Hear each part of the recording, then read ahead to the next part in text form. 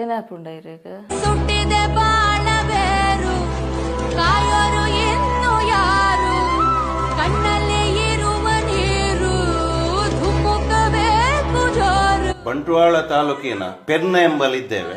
ಎಂತ ಮಾತು ಬರ್ತಾ ಇಲ್ಲ ಇಲ್ಲಿ ನನಗೆ ಬಂದು ನೋಡಿದ ನಂತರ. ಗಂಡ ಹೆಂಡತಿ ಇಬ್ಬರಿಗೆ ಸಹ ಸ್ಟ್ರೋಕ್ ಹೊಡೆದಿದೆ. ಬಾಲಕೃಷ್ಣ ಗೌಡ, ತಿಮ್ಮಕ್ಕ ಅಜ್ಜಿ ಇಬ್ರು ಸಹ ಮಲಗಿದಲ್ಲೇ ಆಗಿದ್ದಾರೆ. ಮಕ್ಕಳು ಬೇರೆ ಇಲ್ಲ, ಉದ್ಯೋಗ ಇಲ್ಲ. ತಿಂಗಳಿಗೆ ಒಂದು 15,000 ರೂಪಾಯಿ ಮೆಡಿಸಿನ್ಗೆ ಬೇಕು. ಹಾರ್ಟ್ ಪ್ರಾಬ್ಲಮ್ ಬೇರೆ ಉಂಟು, BP ಶುಗರ್ ಉಂಟು, ಸ್ಟ್ರೋಕ್ ಬೇರೆ ಆಗಿದೆ. ಅವರಿಗೆ ನೆರವಿನ ಸಹಾಯ ಮಹಾಪೂರ ಹರಿದು ಬರಬೇಕು. ಒಬ್ಬೊಬ್ಬರೊಂದು 10 ರೂಪಾಯಿ ಆದರೂ ಹಾಕಿ ಒಂದು ಟೀ ಕುಡಿಯೋ ದುಡ್ಡು ಹಾಕಿದ್ರು ಸಹ ಅವರ ಜೀವನಕ್ಕೆ ಒಂದು ಬೆಳಕಾಗಬಹುದು. ಆದಷ್ಟು ಸಹಾಯ ಮಾಡಿ, ಆದಷ್ಟು ಈ ವಿಡಿಯೋವನ್ನು ಶೇರ್ ಮಾಡಿ.